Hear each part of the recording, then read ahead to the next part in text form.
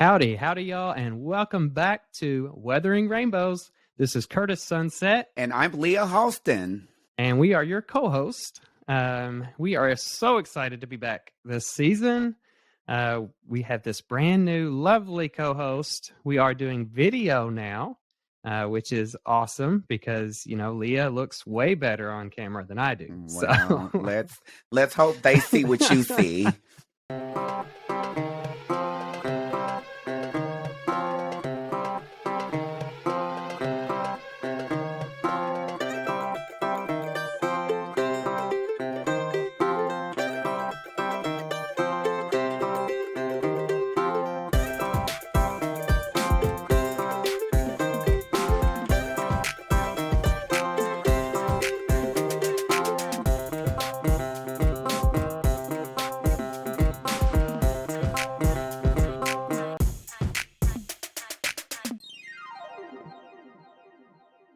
So we've got a lot of things planned for this season. We're going to do a lot more games. We're going to do a lot more interviewing just different types of people. And I'm really excited about it. Leah, do you want to tell them why you decided to join the show?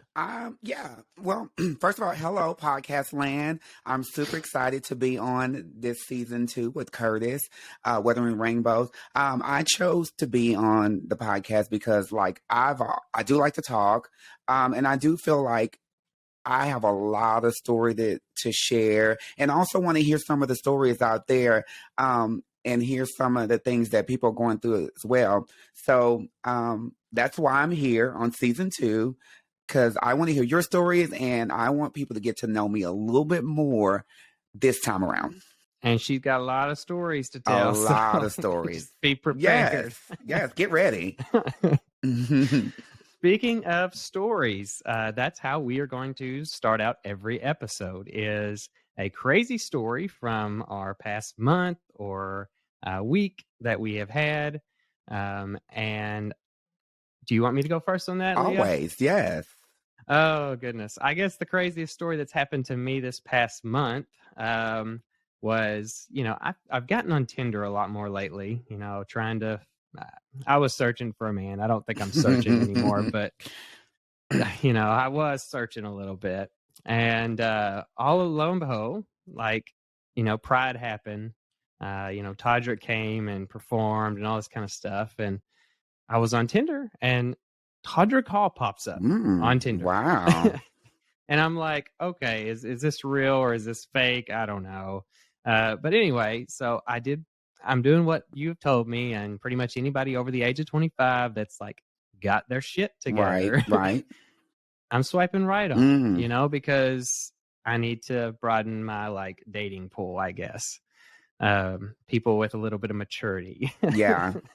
So swiped right, and lo and behold, I matched with Todrick Hall.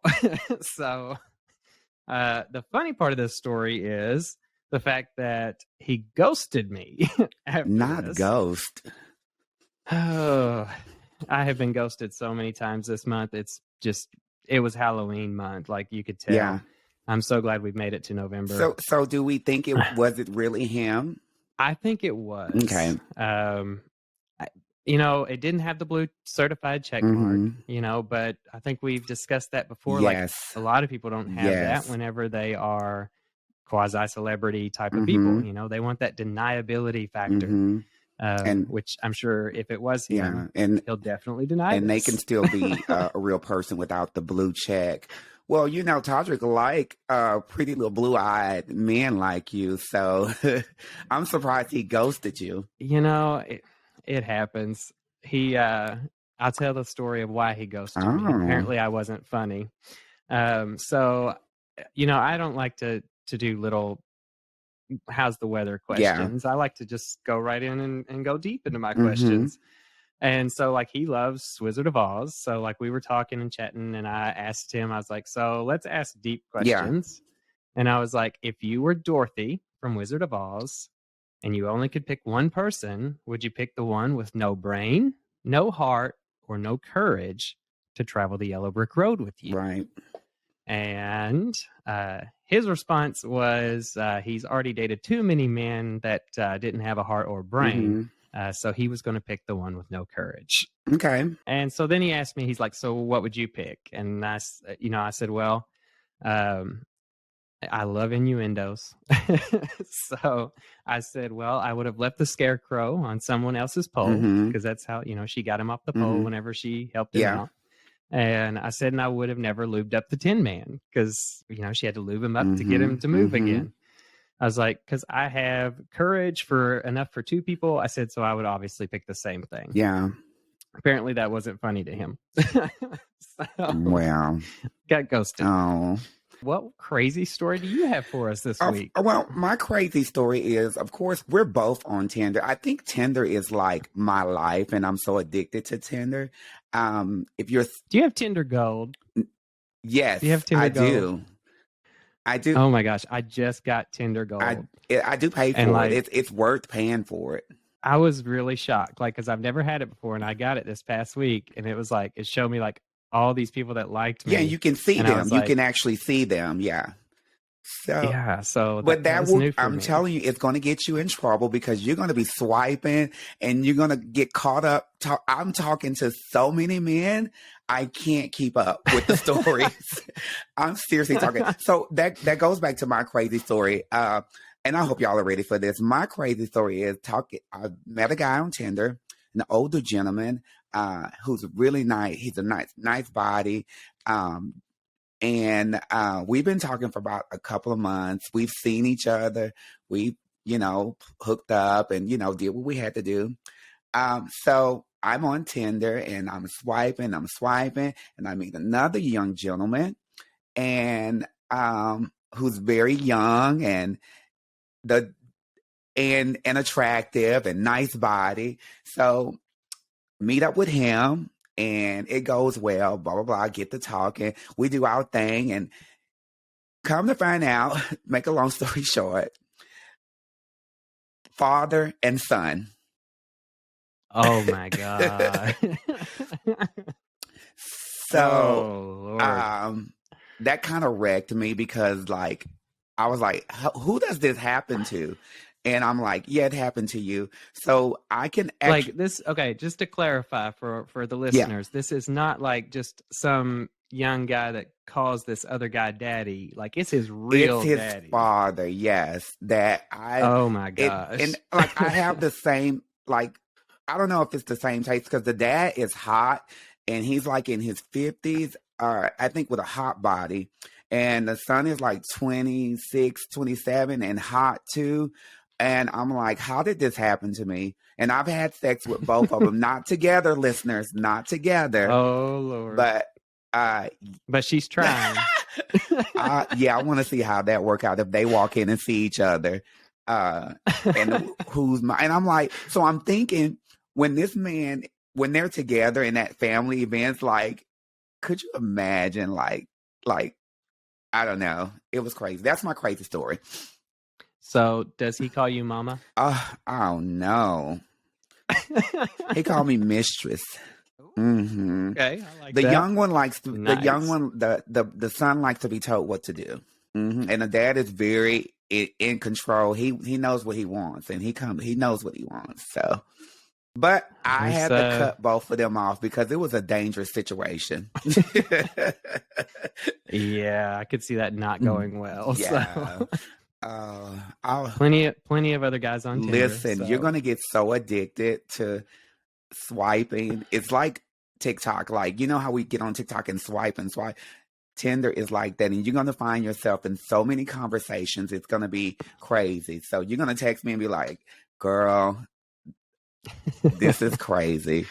See, I've honestly I've never had luck on Tinder. I've never met a guy that I stuck with for any period of time through Tinder. I just feel like it's not a good dating site for people don't ever respond enough. It's hey, and then it just drops.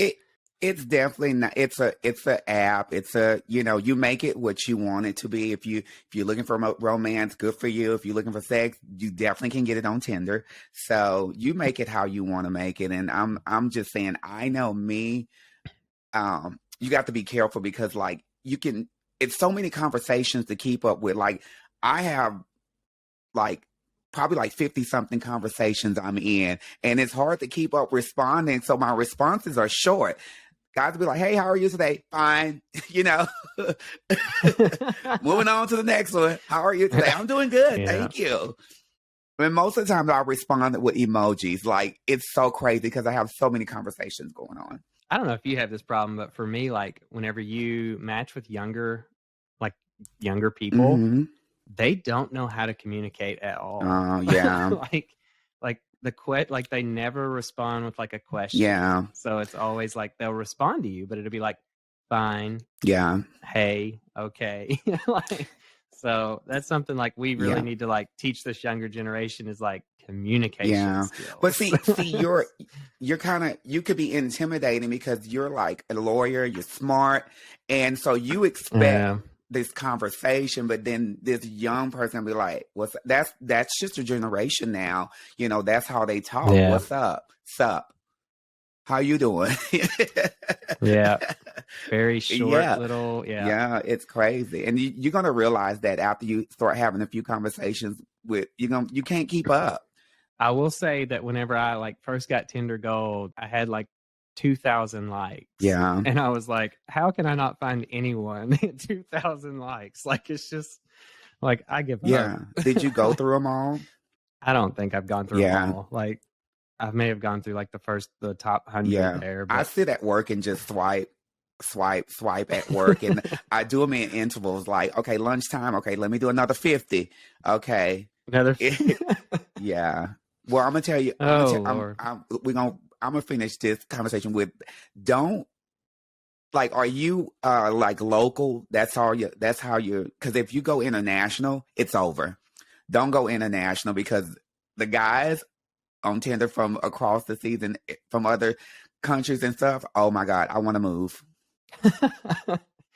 I will say that I finally was like, I probably should also be searching in Florida because I like Florida. That's eventually like where I'll end up probably. So I was like, I'll click Florida, and you're right. Like it just opened up a whole new door. Well, take me with you because I got a mermaid costume. I would just want to lay on the beach. A mermaid costume you won't let us take pictures in. Yeah, she ain't ordering off of Etsy. Wait, well, I got a costume. We got some things for y'all. We got some things planned. Speaking of some of those things, we have a lot of games planned this season, and not just on the show for the podcast, but we have some that we're going to do specifically for YouTube. Mm-hmm. We are starting what we are going to refer to as the alphabet games.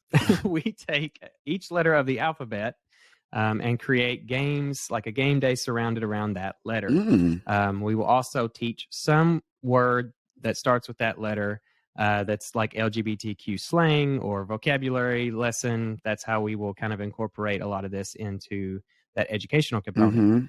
But these games are going to be wild, and Leah has not seen the outline of these games yet. So the way they're going to be structured is it's going to be me versus Leah, where the ultimate loser of each competition has to do the finale dare. And some of those that I have seen are absolutely crazy. So are you ready to hear some of them? I'm ready. We're going to get your reactions on some of these. Okay. All of our listeners, this season, you are going to get to see either me or Leah, depending on who loses that game day. One of the finales will be we have to become a human banana split, which means we are going to have to lay down and get ice cream and chocolate syrup and cherries and nuts and all of the above and become a human banana split if we lose one of those competitions. So clothing optional. Of course, yeah, always. I mean, if you lose, I think we'll put you in a banana suit. Okay, good. Yeah. If I lose, then I might not wear a banana suit. Well, maybe a banana hammock. No, I'm joking. We love to see that. One of the other ones. Oh Lord, Okay. no. Nobody wants to see that. Another one. We will one of us will have to do the polar plunge, which is freezing cold water. And that is like my biggest weakness, is cold.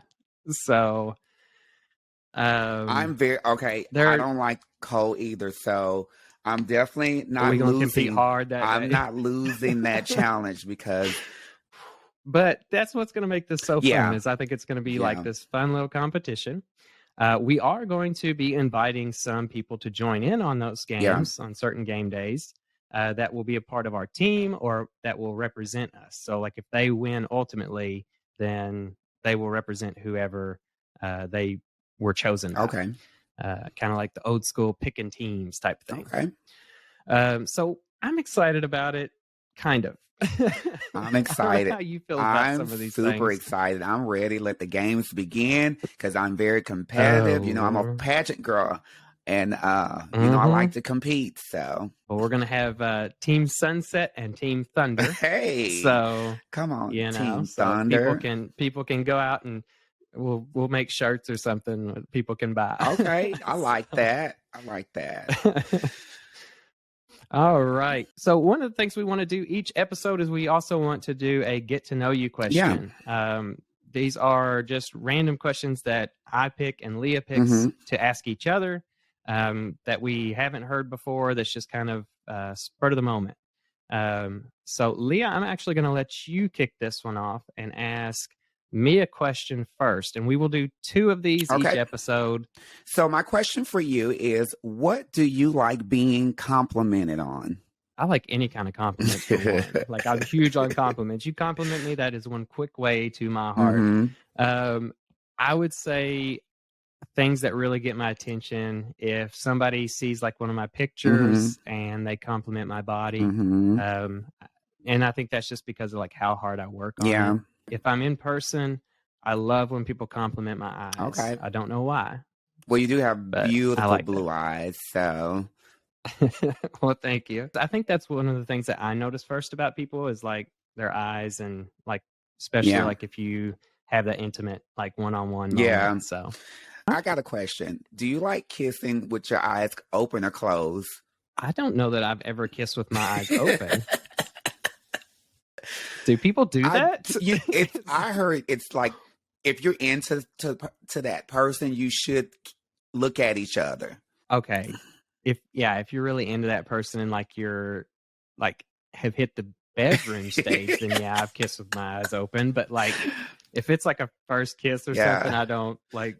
I feel like that'd be super awkward for me. I mean, I like to see where I'm going. So like you close your eyes, you might kiss the nose or the chin. So it's like, I want to see the passion in the person's eyes. So, well, I'll give it a try and let you know how it goes. All right. Let me ask you a question. Okay. What is your biggest turn on in a guy?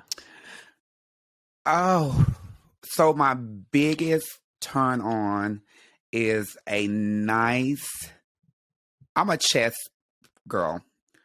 I love buff or just a nice chest. I love hairy chest. I don't like smooth, but sometimes the younger guys have smooth chests, but chest is my number one thing I notice on a guy. So that's my turn on. Love it. I'll look at a chest. Yeah. I'll look at chest first, then I'll move up to the face and stuff. But move up to the face. A man can be ugly as but if he got a nice chest, I'm down with it. Some people, I will say, like they are blessed with like the natural chest too. Like it's not hard to get it popping, and I feel bad for some of those that like they work so hard and it's just.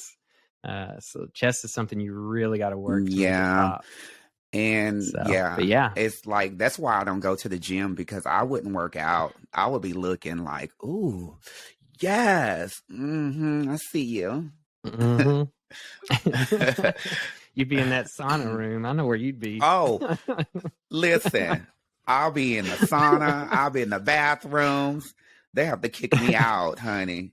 That's why I don't We'd go to the in gym. And we'd find Leah's lashes on the sauna floor.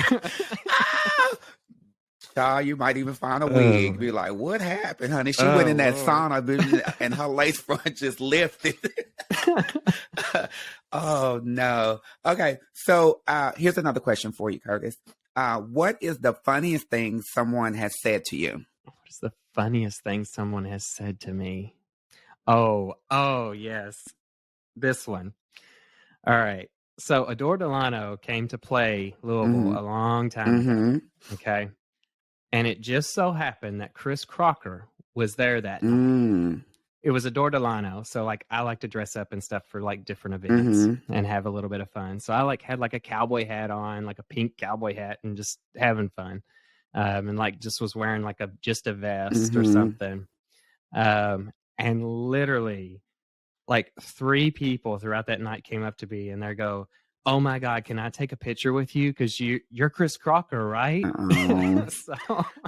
So I don't think I look at all like Chris Crocker, but apparently somebody out there does. So listen, I'm used to that too, because people always say you look like this person, you look like that person. I'm like, I don't see it, but okay, thank you.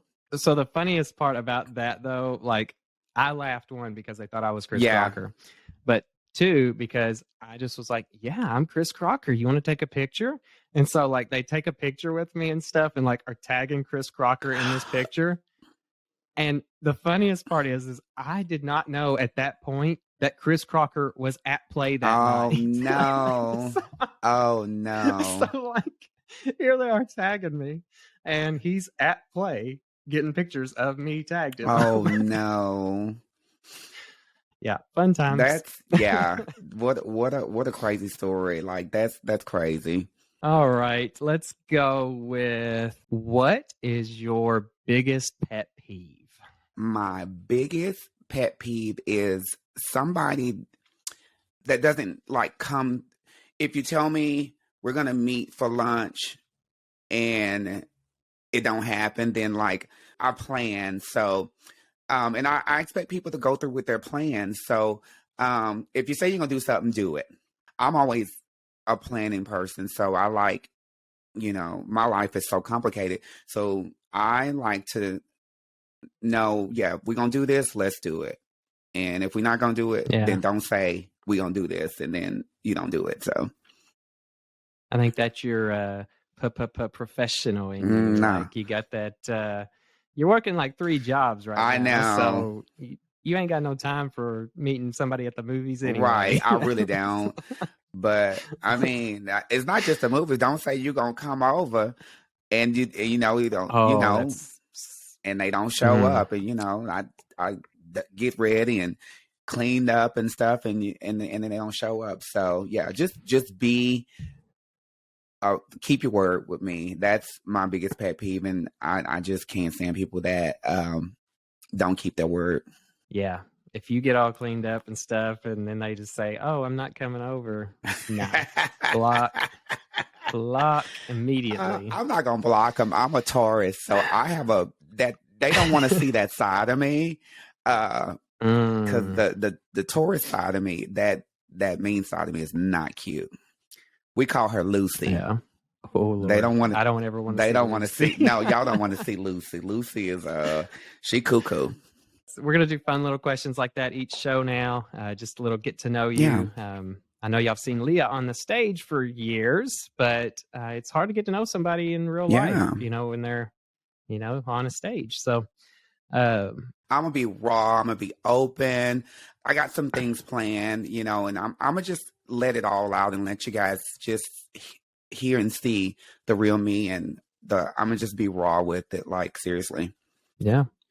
One thing I want to do each episode is we are called Weathering Rainbows, which is, the play on weathering the storm, because sometimes when you enter gay culture, you don't really know what to expect. And a lot of, just gay culture in general can be a shock, even if you are LGBTQ, so, and it's also the play on, as LGBTQ people, we still have a lot of the same struggles that anybody else would have in terms of love and, dealing with loss and various things, breakups. And so each week I want Leah and I, because Leah and I have a lot of really good heart-to-hearts. Yeah. I think that's how we became really good friends, was a few nights at different parties where pool, like, well, there was some pool parties, Yeah. but yeah, I was thinking like, pool on a stick, like in a basement. But then I was like, we've also been to like legitimate pool parties yes. too. So yeah, we have to talk about that story next episode. Oh, I'm gonna just tell y'all it involves Kurtis's jockstrap in my hotel room. Yeah. So we gonna leave it there, and we'll finish that story on next episode. Oh Lord. Yes, we will write that down. We will talk about that story on the next episode of Weathering Rainbows. Real quick before we get into Heart to Heart, I just want to say you actually got to perform this last weekend in a what I would say a very rural area. Yeah. And I went out to this event. I believe it was called Diamonds and Dazzle in Bowling Green, Kentucky. Yes. I was shocked by the performers were amazing. Yeah. A lot of times when you get into smaller areas, you've got, like a lot of beginning performers, but these were performers that have been here for years. Yes. Really impressed with that venue. And I guess the people that run that and put that on for the community there. Yeah. It was my first time there, and I was really shocked with the venue and the lighting and just how generous the people were and excited to see a show. And also, of course, Kurtis surprised me. Like he's like texting me like, have a great show tonight. And I'm like, okay. And as soon as I walk out on stage there, he's standing there. So I'm like, oh, how cute. But, if you ever been to Bowling Green is, a small little city. And, it was a good time. And you know what? I would definitely go back. I told them that night, and I said I would definitely go back and perform there, because it's actually a old theater where they do plays and stuff that they transformed into a sort of like a bar. The concession stand became the liquor bar, and they had popcorn. They have a legit concession stand, people like. Yeah, it was a concession stand, and they had popcorn. You ate popcorn and watched the Drake show. It was super amazing. So, if you're ever around and you get to Bowling Green, it's Fusions, Diamonds, BG Fusion. Yeah, BG Fusion on Facebook. Yeah. Yeah, it's on College Street. They're super amazing. So I just wanted to give them a shout out, because that was a really cool rural venue. Yeah. And anytime we get come across those, we're going to shout them out on the show for our rural listeners. Yeah. And also, if you're in Louisville, come see me at Play. I'm always there every weekend. Yeah. And and Thursday nights are for the girls. Thursday nights is ladies' night. Yeah. Fridays and Saturdays, the whole cast with a special guest. So. All right, let's go into our Weathering Rainbows segment, where each of us tell something that's really been bothering us or something we're working through this past week. I'll be totally honest. Okay, come on. I have been I have been an emotional mess these past 2 weeks. So, honestly, everything for the most part's gone really good. Yeah. And damn Tinder. It's I matched with somebody for the first time in I'd say 6 years, had that genuine connection with them, chatted like I've known this person forever type of thing. I know that I struggle with catching feelings way too quickly. It's the Libra in me. It's one, I've got to be attracted to you. Two, it's if you have that vibe with me, if those two things are there, I know it's gonna work. It's just that happens so rarely for me, I think. So catching feelings, I have been dealing with that really bad because this person also just completely ghosted me. So you've been having issues with ghosting. We made that ghosting episode, and I swear, after that moment, I have been ghosted so many more times than I've ever been ghosted before. So, but this one was different. And let me say why. Because if you're going to ghost somebody, normally you would just like block them or like unmatch with them on Tinder. Yeah. And like I was talking to this person every day and then like nothing, which I mean, I have the read receipts or whatever on Tinder too. So like he never checked the messages again. It's like he never got back on Tinder again, but he never unmatched me. Like I would have been so much like better if like he would have just unmatched or truly like clicked the block button, you know? Because here I'm thinking like, did he have a wreck? Is he like something wrong? So again, do we know if this was a real person? It was definitely a real person. Yeah. Because I'm gonna tell you what like, I do. So you've only communicated with him through Tinder, right? I communicate, and then if I feel comfortable, I'll get a Snapchat because I need to know that I'm not being catfished or something like that. So I move the conversation to, or if I feel comfortable, I give them a phone number. I'm like, okay, I need to know you're a real person. So maybe you know, try that, because sometimes, let me tell you something, Tinder is not all good. So, you know, and it's just weird that somebody would do that to you. You know, I've always told you, you have a lot to offer somebody. And honestly, you know, there's nothing wrong with catching feelings early, but also that's a lot of pressure on you. We have a whole season to talk about this. You're looking for something, and until you are happy with yourself and your issues and stuff, like you're going to continue to go through this. Like I told you that you're a great person. You have a great job. You have a lot to offer somebody. The right person will come along. You just have to be patient. And I always say, stop looking and just let it happen. And I think that's what this lesson with this particular person has taught me. You know, I guess it was like one of the last lessons I needed to learn in terms of like dating world or something. And, you know, just to, not to plug it, but to plug it. We also have a blog. And one of the things I did to kind of get over my feels, I wrote like a letter to my 18-year-old self about like why I'm not married or have kids yet, like I expected to have already. So that was kind of a neat little thing. Made me realize like I just got to keep working on myself. And you know? and we all do. You know, I have issues that I struggle with, self-confidence, and you know, people can say, Leah, you're so confident on stage, but when I'm off stage, I'm not confident, and I'm my struggle is I'm fighting two identities. Like, you know, I don't consider myself trans. You know, I'm leaning towards non-binary. I don't know, but I'm struggling with two personalities here, and I'm not as confident as Tony, the guy I was born as. I'm not as confident as I am as Leah. So I like to be Leah every time I'm out or I'm going somewhere. And so people never get a chance to see Tony, you know, he's not that confident as Leah. So I'm balancing, and I kind of like put Tony back on the shelf because Leah has taken over.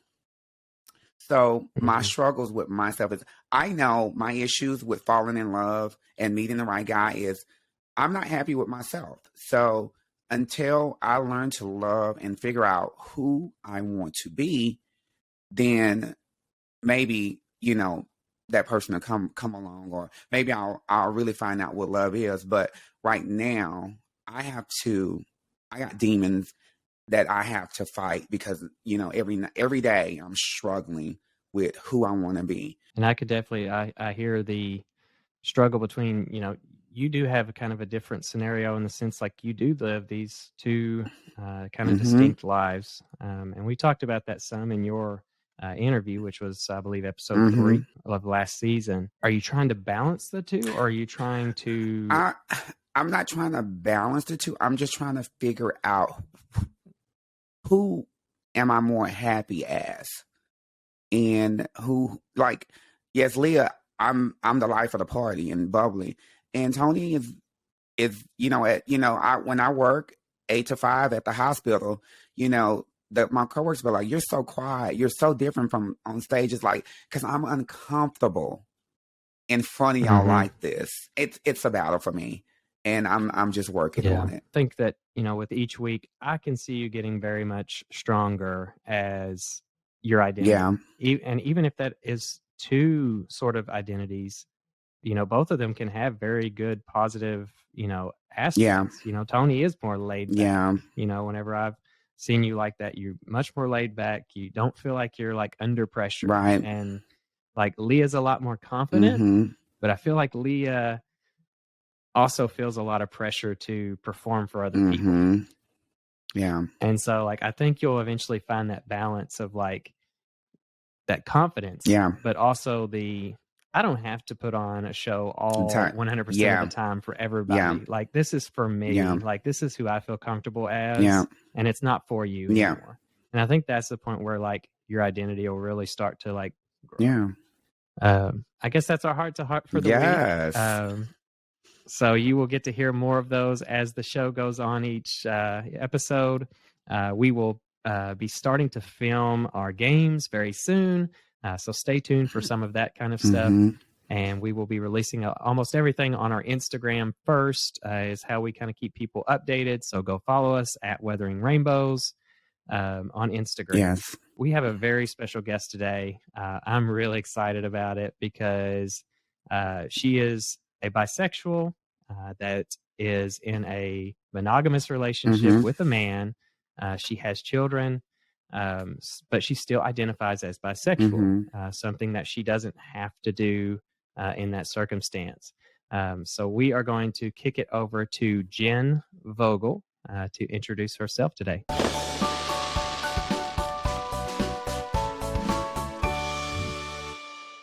I'm Jen Vogel. I am your very average working mom.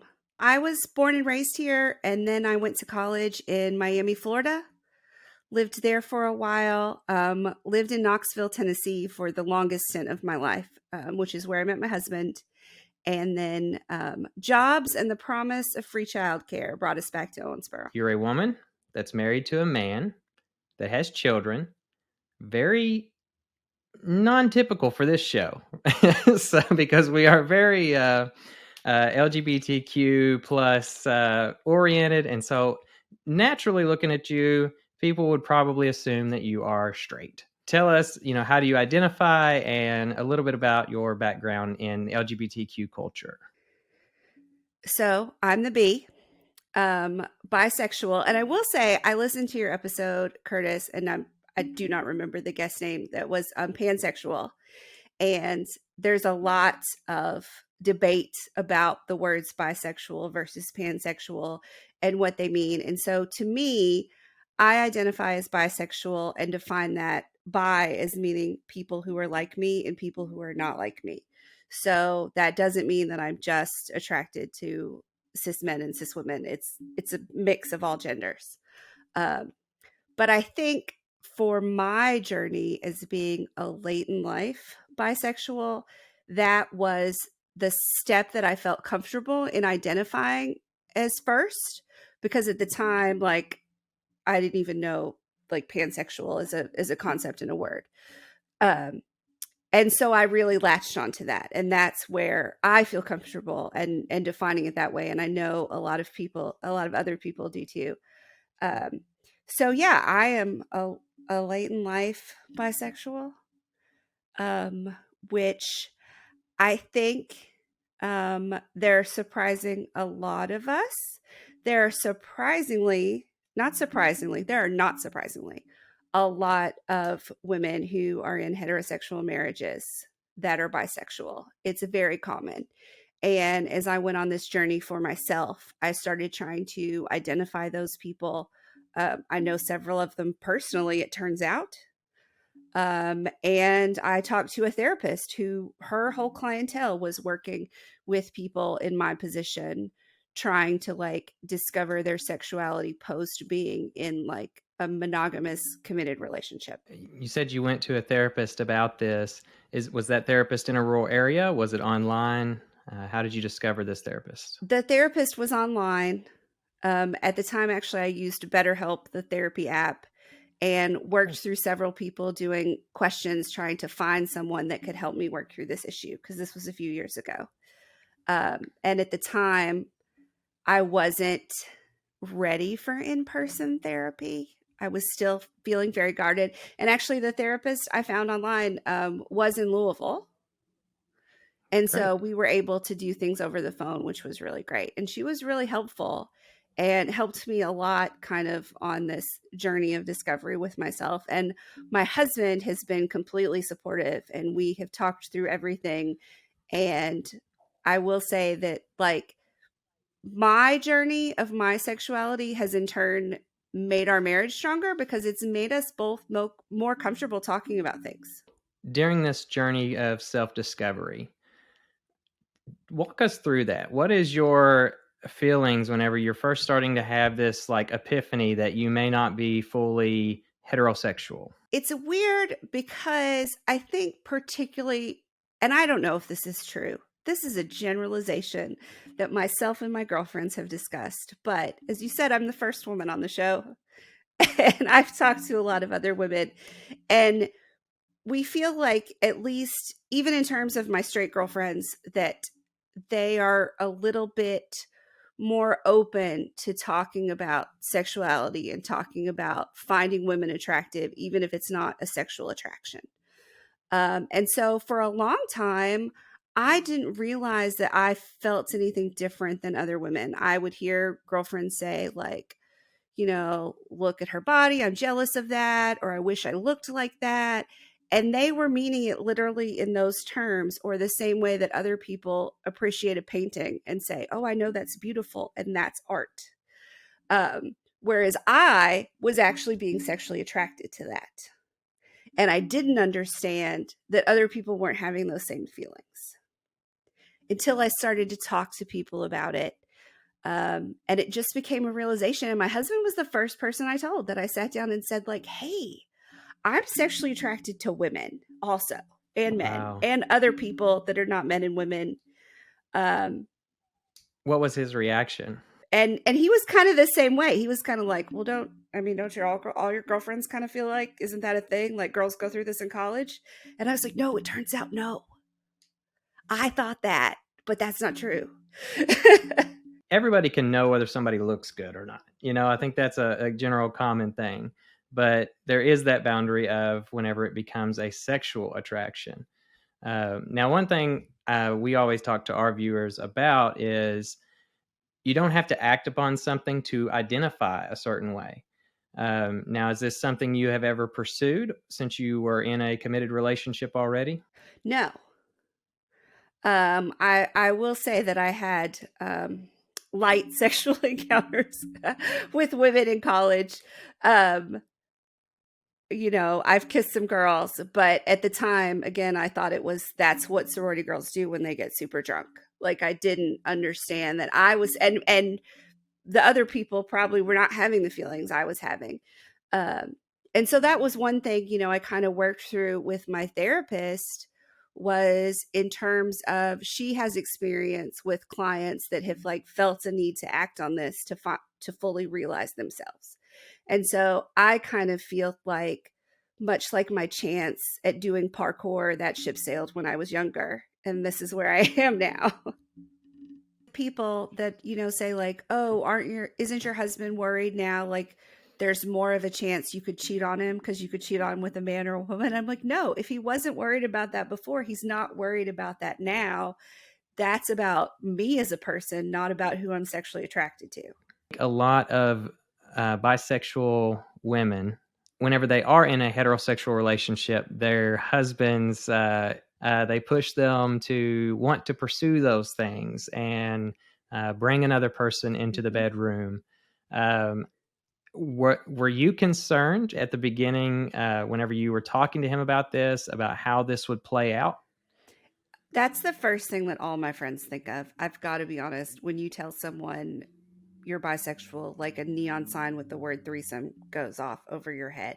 That was not a concern for me, just because I know him as a person.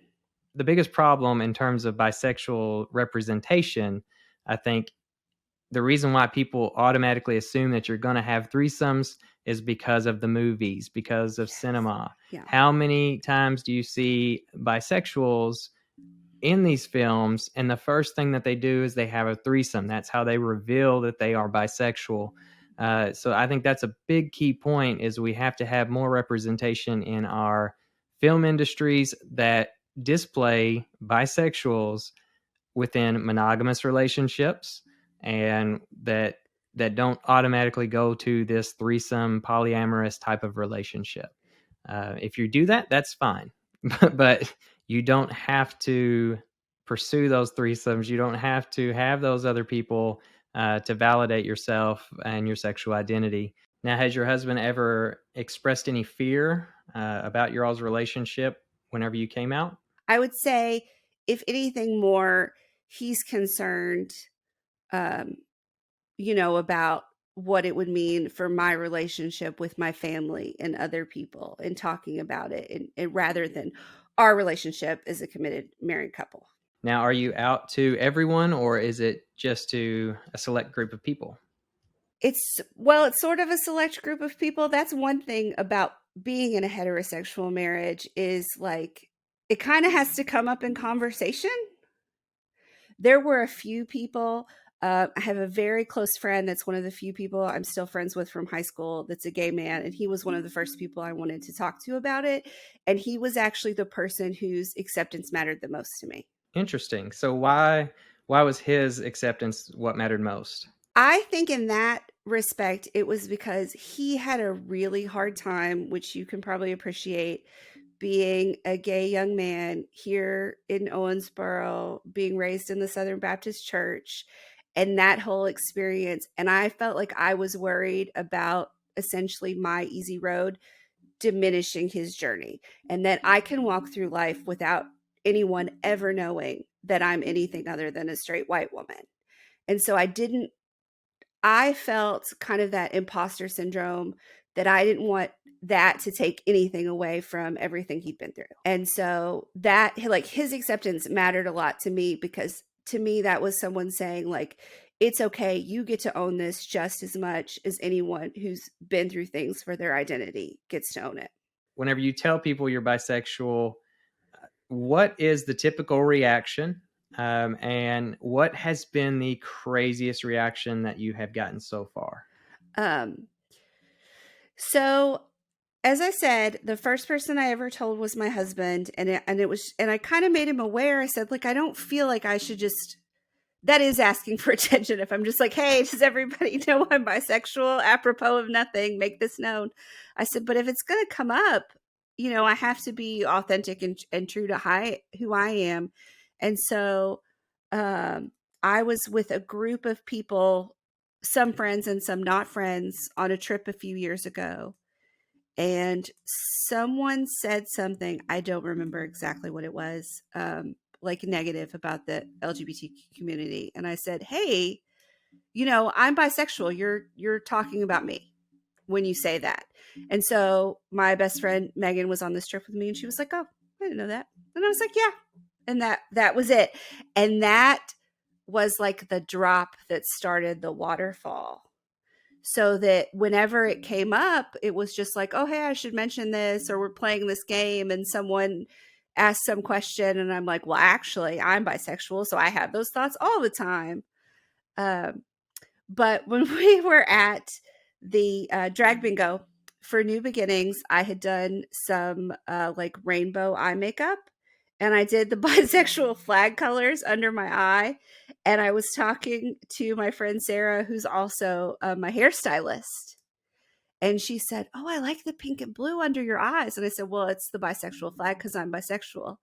And she kind of like looked back a second, and then she looked at the other friends that we were standing with, like she had just learned something very shocking. And she looks at them and she goes, are you all bisexual?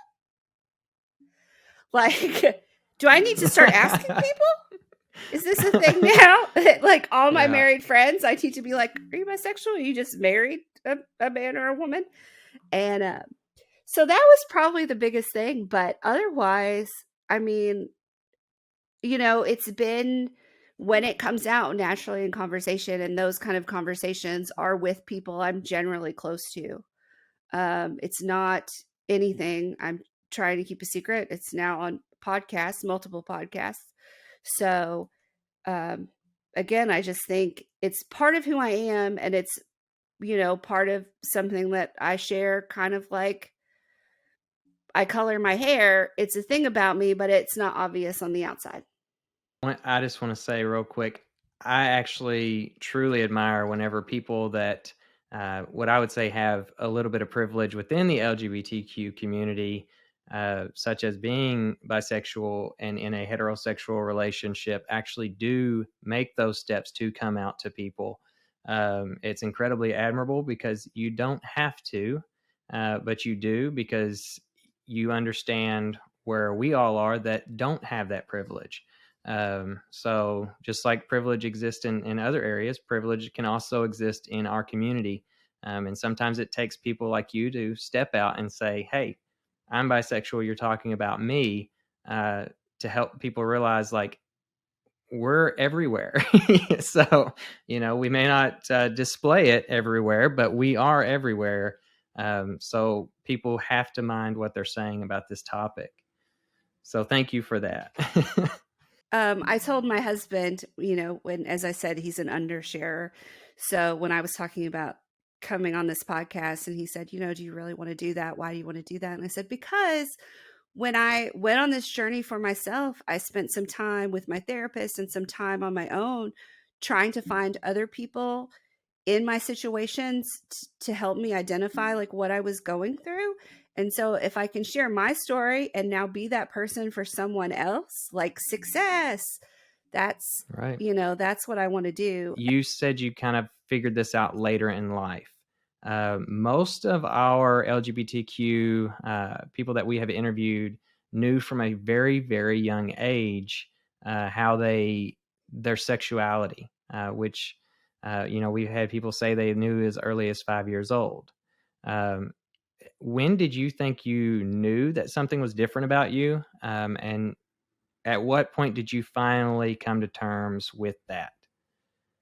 I think part of the reason, I kind of went through this later in life is being bisexual. And so having an attraction to the opposite gender.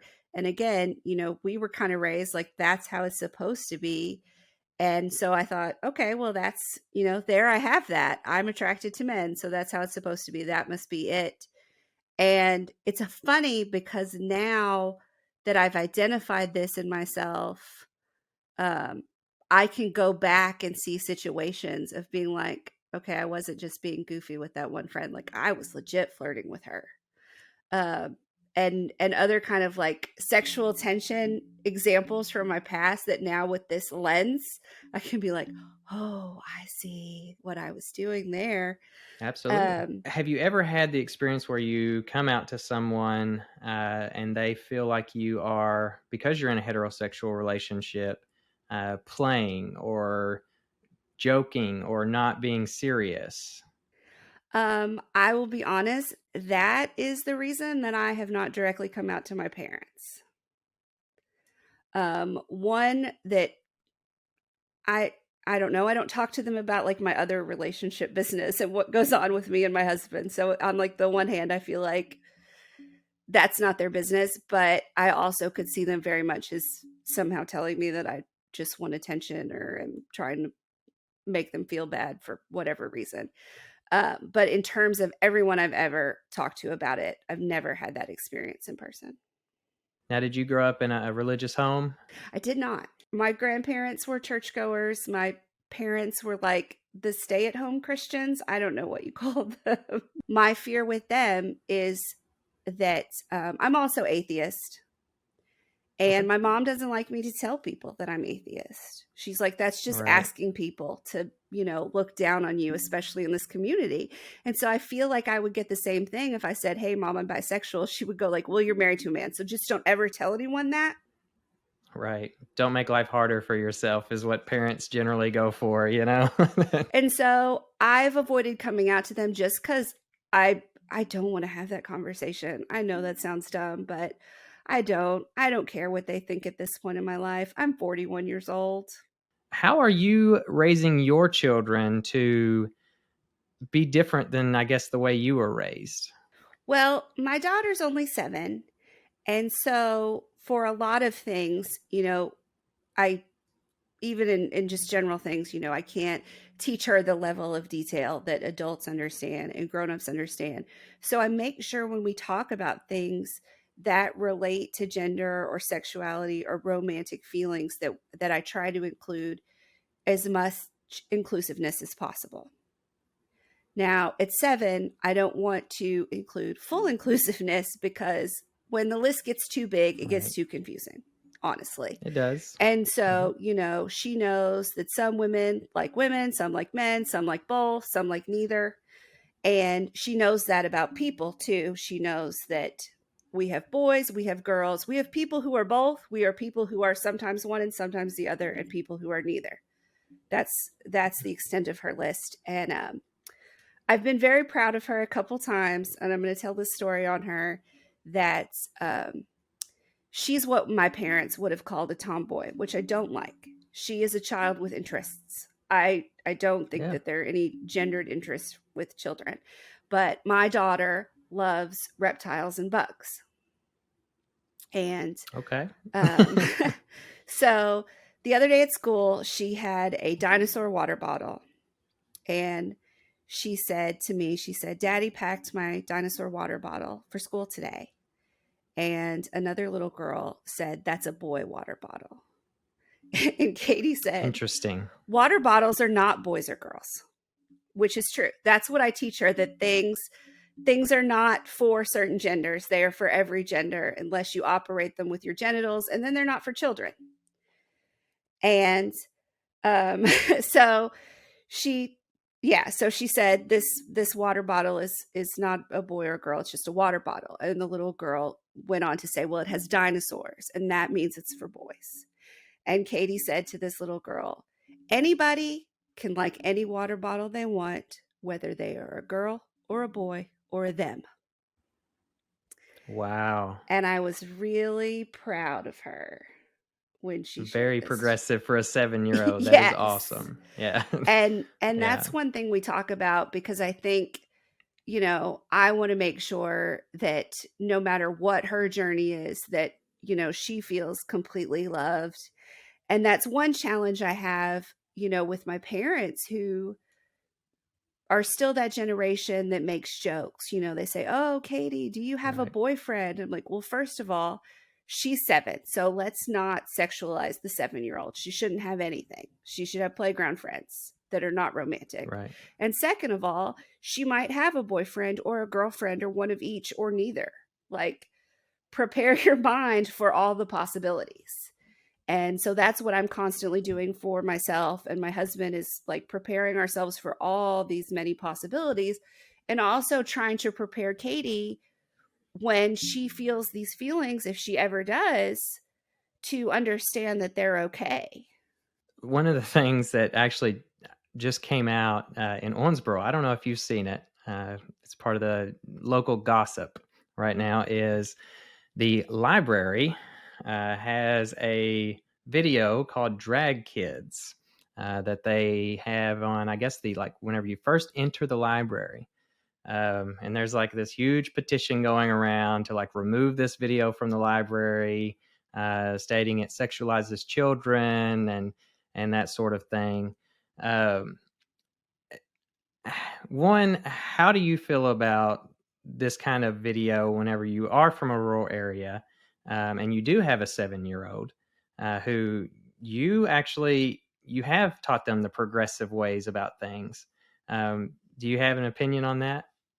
I've not seen this video, although I've spoken to some of the library staff who have seen it and have watched it in that clinical way of trying to view it for their patrons.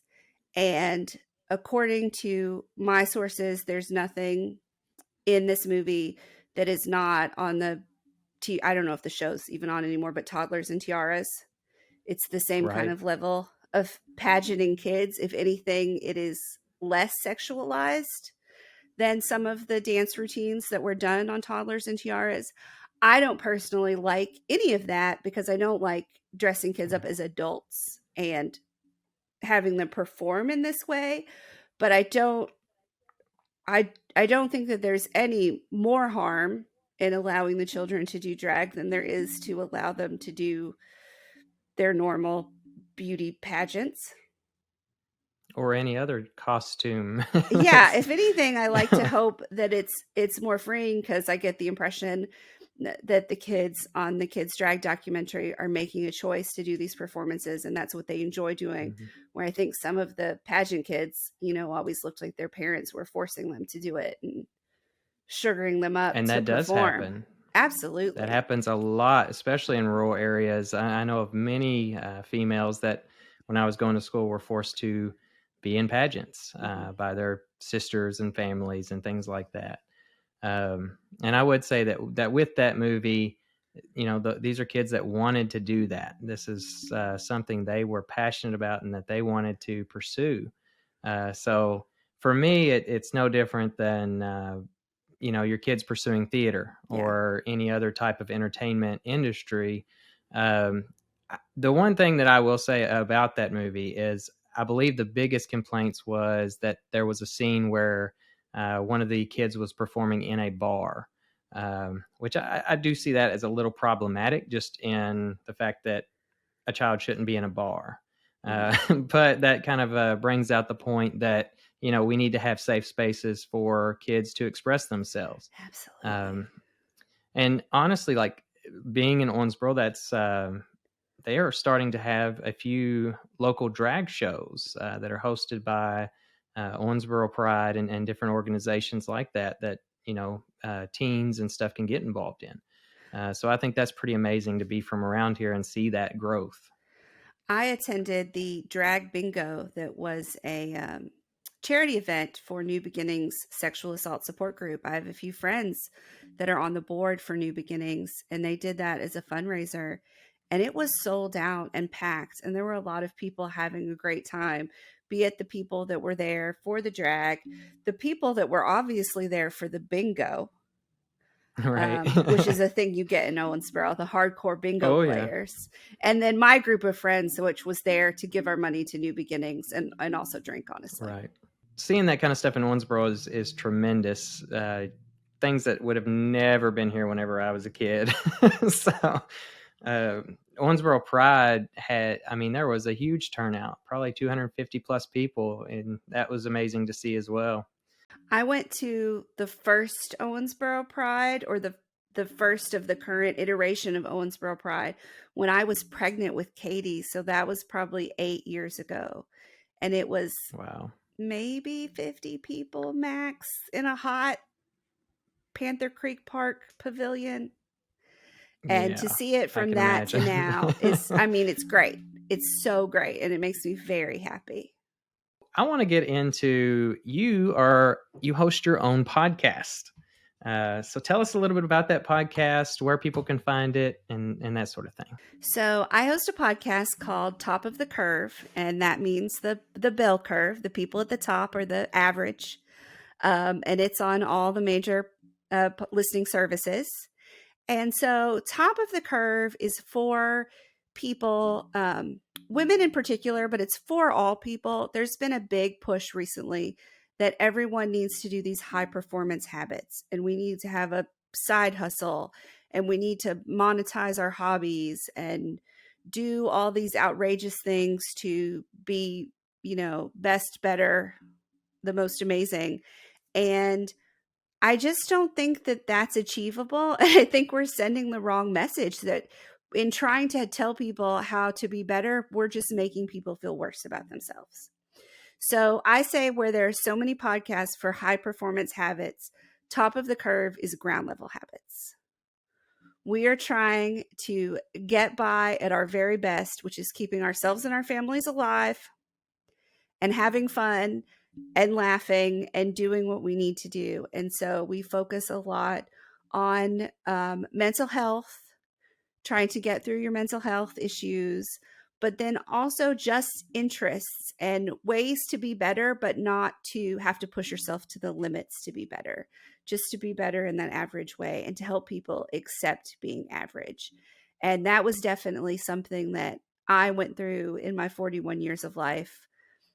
Maybe because I was picked on as a kid, I felt like I had to be this exceptional, high achieving, win some kind of award to prove that I am worthy. And in fact, I don't have to prove anything to anyone. I am a super high performer. So, I follow all those podcasts that you just mentioned, and it was, Brendan Burchard, High Performance Habits is like one of my Bibles, so. And those are great. And some people love them, and we're very much a you do you, but I don't want people who don't achieve that to feel bad about themselves or like they're failing because they can't get there. That's not for everyone. And I think particularly there's been a big push for this on working moms lately. And you literally just can't do it. And so I want people to feel good about where they're at and also grateful for what they have, I think is a big thing that people are overlooking because they're just trying to constantly achieve that next step of more.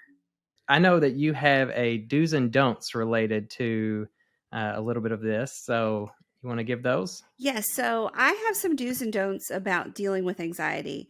And I talk a lot about how I have chronic diagnosed anxiety, and that is 100% what I'm fueled by. Everything I do is trying to mitigate my anxiety. But also, particularly right now in the world, there's a lot of people who just have COVID-induced anxiety, trying to go through what's right and what's wrong and what's going to keep them safe and their family safe, or just anxiety about wanting things to return to how they were in the before times. And so I wanted to talk about some do's and don'ts when you're feeling anxious. And we already kind of touched on some of them. Sure. But the most important one is to drink water. I think people forget that we're just houseplants with complicated emotions.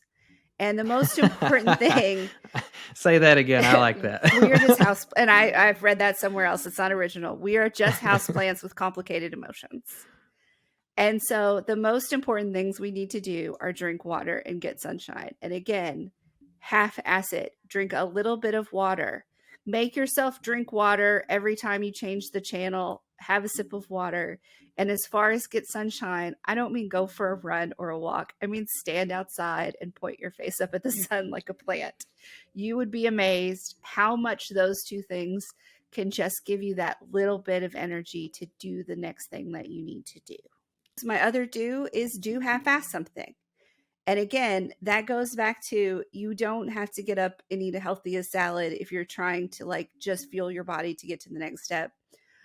I like to eat healthy. I love to work out, but sometimes you just can't make yourself get there. Another thing, the gym I go to has a steam room. This is my secret. I make myself change clothes and go to the gym. And if I don't want to work out when I get there, I'm allowed to just go to the steam room. But that has never happened. I always say, okay, I'll work out for 5 minutes. Okay, I'll work out for 10 minutes.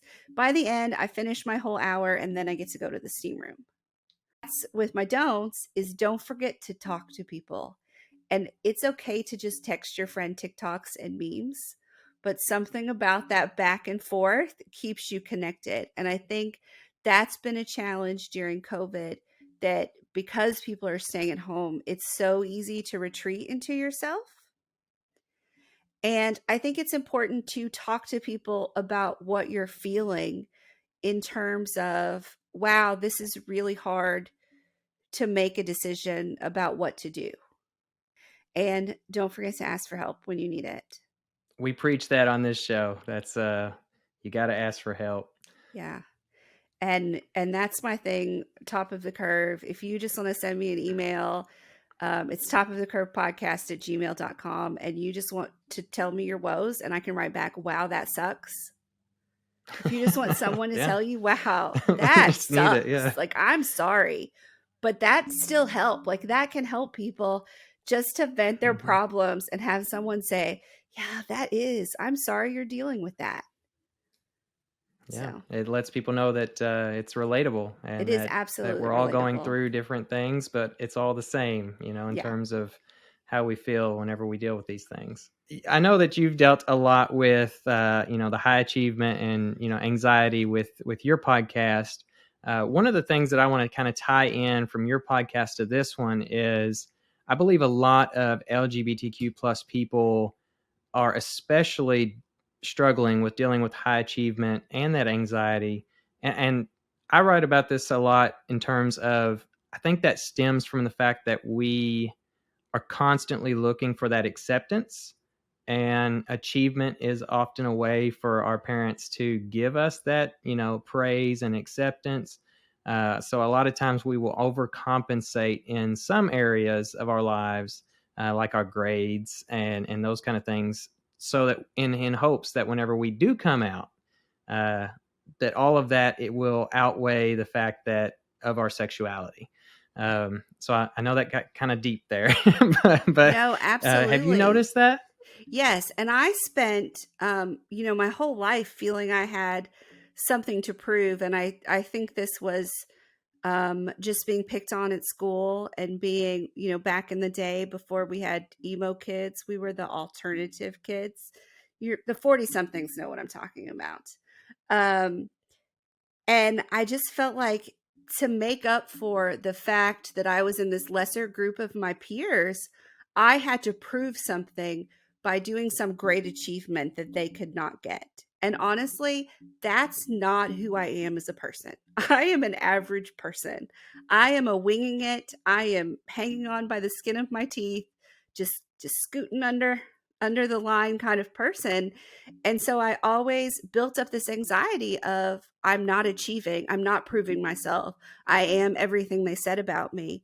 And so I think that comes off the same way for people in the LGBTQ community, that they're trying to feel like, how can anyone say anything about their sexuality or think that they're anything less or other because they've achieved this in a different category. And that's just not true. We need to be like who we are as a well-rounded person. And that's the thing that I preach, is the only way that you can be your best is to be your most authentic self. Right. I definitely agree. One of the things that just brought to my mind, whenever actually my first boyfriend came out to his parents, we were in a relationship at that time, and I was serving as student body president at U of L. And one of the things I definitely remember him saying was, I don't know how my parents can't accept me whenever I'm dating somebody that is this high achiever, that has these qualities that they should love. And he just couldn't wrap his head around the fact, like, whenever you're dating somebody great and they're achievers and you're an achiever, that like your parents still might not accept you just solely based on your sexuality. We do a final segment called the Pot of Gold. So what would you like to ask me? As a mother, because that's what I identify with more than anything. And that's what a lot of people that listen to Top of the Curve identify with. What do you think that like a mom's role is in people's, you know, rainbow journey, and what can we do for our children, especially when they're young and we're not sure, what the future holds for them? Yeah, I think that's a great question. Um, so I have a godson, and I think his mother does an incredible job about allowing him to express himself in the ways that he wants to express himself. For instance, for his birthday this last year, he's really big into Batman right now. So I dressed up as Batman, and went to his birthday party. Well, and he starts to cry, and we're like, why is he crying, stuff like that. And she's like, well, why are you crying, what's wrong? And he goes, I want to be Batwoman. And she's like, okay, well, you can be Batwoman. We'll figure out a costume for Batwoman. So um, I think little things throughout their childhood like that allows them to accept any type of self-expression that they feel comfortable with. That, in my opinion, those little building blocks is what's going to build the confidence for a kid to come out to their parent later on in life.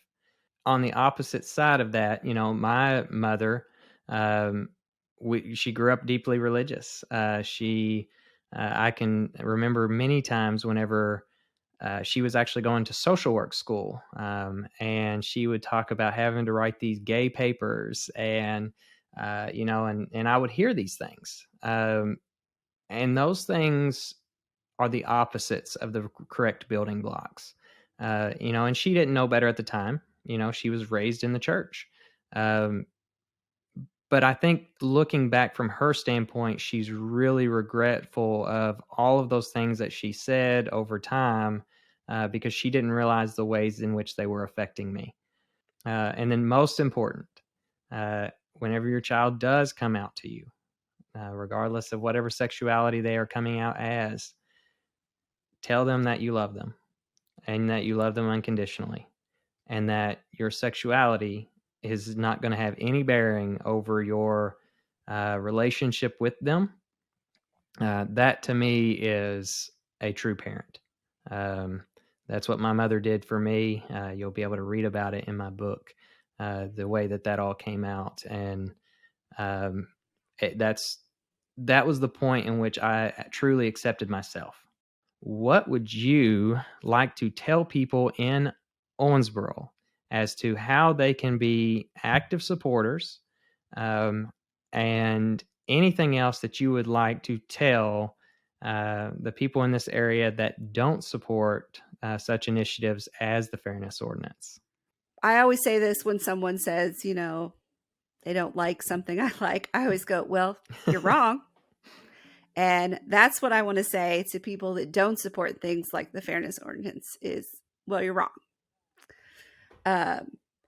And I will say this is something that surprised me about my dad, who is deeply conservative. But when the debate was up for the Fairness Ordinance, he was telling me that he had a friend with one of the commissioners, or had a lunch with one of the commissioners that was a friend, and asked him why he wasn't going to vote for it. And my dad surprised me because he asked him, what would it hurt? Like, what's the negative to supporting it? Like, he said, well, we don't need it. He's like, well, then just do it.